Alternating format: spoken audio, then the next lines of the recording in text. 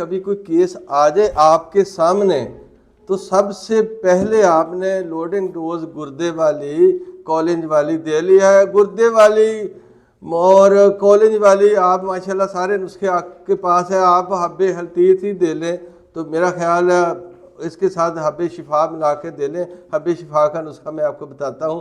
तो ये loading dose होती है, विद इन 5 मिनट जो होता है वो दर्द कंट्रोल हो जाता है।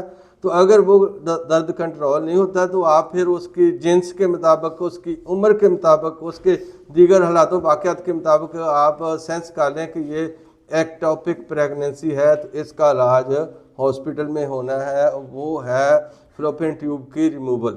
ठीक है, सर्जरी होगी। हम कैसे कर सकते हैं? हमको लोगों ने टाइम नहीं देना। इवन हमारे घर वाले, हमारे रिश्तेदार भी, हम उनको कह दें कि भाई ये इलाज हो सकता है, इलाज उसका ये है, उधर ये सर्जरी में कि फ्लोपियन ट्यूब जो है वो निकाल देनी है, तो हमने भी फ्लोपियन ट्यूब को निकालना है। कैसे करना है? फ्लोपियन ट्यूब बच भी सकती है हमारे इलाज से, निकल भी सकती है।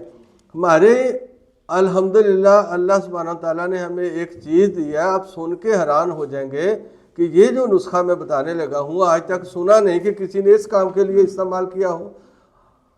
हमारे पास कुश्ता बारासिंगा, कुश्ता कर्नल ईल जो है, बारासिंगे का कुश्ता जो है वो इस मकसद के लिए यूनिक चीज़ है। हालांकि आमतौर पर इसको नमूनिया के लिए इस्तेमाल किया जाता है, दर्दों के लिए इस्तेमाल किया जाता है, लेकिन आज मैं आपको ये अभी नुस्खों की तरफ बाद में आना है, ये बताना चाहता हूँ कि ये जो कुश्ता बारासिंगा है, अगर आपने घी क्वार के अंदर इसको बनाया हुआ है, इसका कुश्ता तैयार किया हुआ है, इसको पूरा आपने खल किया हुआ है, तो आपके जिस्म के अंदर, मरीज़ के जिस्म के अंदर जो 9-10 mm की कोई ट्यूमर है, रसौली है, या जिस मैं बात कर रहा हूँ एक्टोपिक प्रेगनेंसी की, जाइगोट की, तो ये उसको जाकर इसकी 2-3 डोजें उसको मेल्ट कर देगी, उसको पिघला देगी, उसको गिला देगी।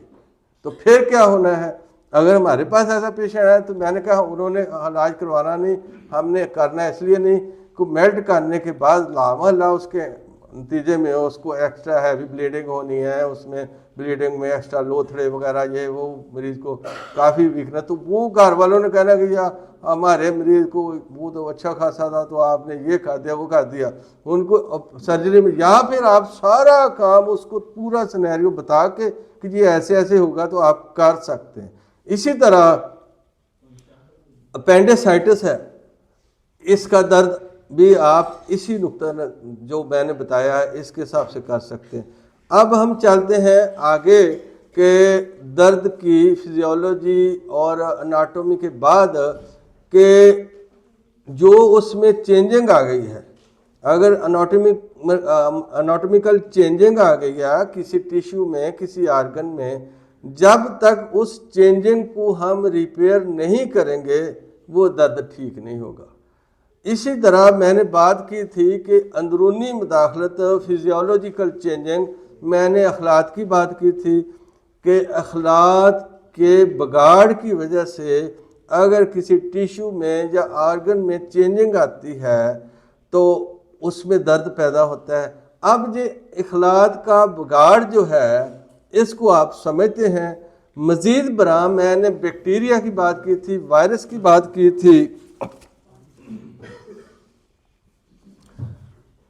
वो जो बैक्टीरिया है, वायरस जिस मरीज़ के जिस्म में गया है, वो अंदरूनी मुदाखलत इस तरह है, बैक्टीरिया जिधर जाकर रहना शुरू करता है वहाँ पर उसको रहने के लिए ग़िज़ा की भी ज़रूरत होती, खाने की। जब जिस चीज़ ने ग़िज़ा खानी है उसने वेस्ट भी निकालनी है। तो ये बात नोट कर लें, जितने भी बैक्टीरिया के अमराज होते हैं ये बैक्टीरिया की डायरेक्ट हीटिंग की वजह से कम होते हैं, उसके बोलो बराज की वजह से ज़्यादा होते हैं। अच्छा जी, चलो हम अब नुस्खे की बात कर लेते हैं, टाइम का भी लिहाज रखना है। तो ये जो मैंने जो बात की, हमारी तिब का सबसे बड़ा नुस्खा जो है, जो किसी भी पेन में, जिस्म दर्द हो, मैदे का दर्द हो, गुर्दे का हो, जो भी दर्द हो, सबसे पहले आपने वो देना है नुस्खा, लेकिन वो आर्जी इलाज है। ये मैं आपको बता दूं, ये आपने मर्ज़ का सबब और हकीकी इलाज लाजमी करना है। तो वो जो नुस्खा है हमारा आर्जी इलाज वाला, वो सबसे पहले है, उसका नाम है हब्बे शिफा। जैसा कि मैंने कहा है कि ये सदियों से नुस्खा चला आ रहा है, मैंने अपने तौर पर अपने मतलब में थोड़ी सी इसमें अल्ट्रेशन की है, और वो नुस्खा मैं आपको बताना चाहता हूँ। किताबों में ये कराबादीनी नुस्खा लिखा हुआ है, मैंने उस नुस्खे में सिर्फ फिलफिल स्याह 10 ग्राम का इजाफा किया है। अगर आप चाहते हैं, टाइम है, तो नुस्खे लिखवा दो। हाँ जी, ये फिर नुस्खा लिख लें जी आप। किसी जगह भी जो दर्द का मरीज आता है, हम दर्द की बात कर रहे हैं, तो सबसे पहले आप हब्बे शिफा दे सकते हैं आर्जी इलाज के लिए, साथ साथ इसके मुश्किल आप करें। तो नुस्खा ये है, इसमें तुख्म दतूरा, जिसको तुख्म जौज मासल भी कहते हैं, आप माशाल्लाह समझते हैं, ये है 100 ग्राम। सूंठ जंजबील खुश्क जो है वो है 100 ग्राम। रेवन चीनी ये है 60 ग्राम। और गूंद बबोल कीकर की गूंद जो है, गाम अकेशिया जो है 40 ग्राम। और इसमें मर्च स्याह जो है ये है 10 ग्राम। अच्छा, इस चीज़ का पाउडर बनाकर आपने गोली बनानी है। और गोली कैसे बनानी है? आप एक बरशाशा की 100 ग्राम की, 50 ग्राम की डिबिया ले लें। बरशाशा समझते हैं ना सारे आप, आजकल आता है एक कंपनी का ना दूसरी का। अगर तो आप इस पाउडर में बरशाशा मिलाकर गोली बनाएंगे छोटे चने के बराबर या बड़ी काली मिर्च के बराबर, तो इसका जो असरात हैं वो डबल हो जाएंगे। बरशाशा भी वो एंटी पेन है, पेन किलर ही है आर्जी, तो आप समझते हैं। तो इस तरह फाका ज़्यादा हो जाएगा, मरीज़ को जल्दी फाका होगा।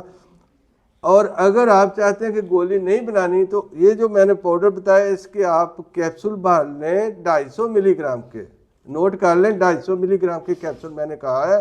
और ये कोई भी दर्द हो, इसके लिए आपने दर्द की शिद्दत के मुताबिक, मरीज़ की उम्र और उसकी जिन्स के मुताबिक 1 से 2 गोली गर्म पानी से आप देंगे। साथ जो मर्ज़ का असल मसलन, अगर एक मरीज़ को दर्द शकीका हो रहा है, शिद्दत का दर्द हो रहा है, आप उसको ये गोली तो देंगे, लेकिन अगर उसका मैदा ख़राब है तो आप उसको मैदे का सूप भी थोड़ा सा देंगे, या उसको कब्ज़ शदीद है तो उसका दे देंगे, या अगर उसका कोई नज़ला रुका हुआ तो उसकी दे देंगे। तो सर दर्द की बात मैं करूँ तो भाई मुझे तो 2 घंटे चाहिए, क्योंकि सर दर्द जो है 203 किस्म के सर दर्द हैं, 203 किस्म के, हो सकता है आपकी तहकीक इससे भी ज़्यादा हो।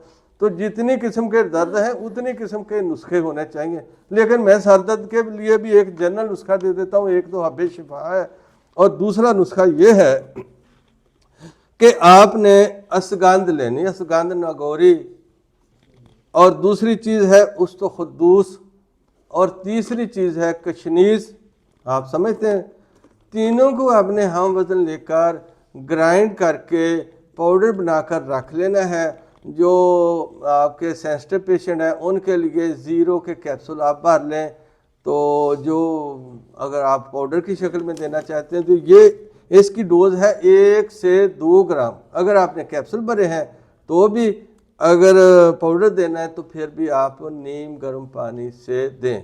मैं है 2-3 मिनट और बाकी उसके बता दो। शाइटी का भी बता दो है या शाइटी का आजकल बड़ा आ रहा है, जिसको लंगड़ी का दर्द कहते हैं, रिंगन कहते हैं, रिंगन बाव कह देते हैं, ठीक है जी, शाइटिक पेन कहते हैं, तो उसका भी बता दूं। मेरा तो दिल बड़ा था शाह जी, मैं कहता था इतने नुस्खे भाइयों से शेयर करूं। हाँ जी, तो अभी हमारे भाई भी आए हैं नाज साहब, वो थोड़े से 5 मिनट उनकी खातर और दो यार। हाँ जी जज़ाकल्लाह।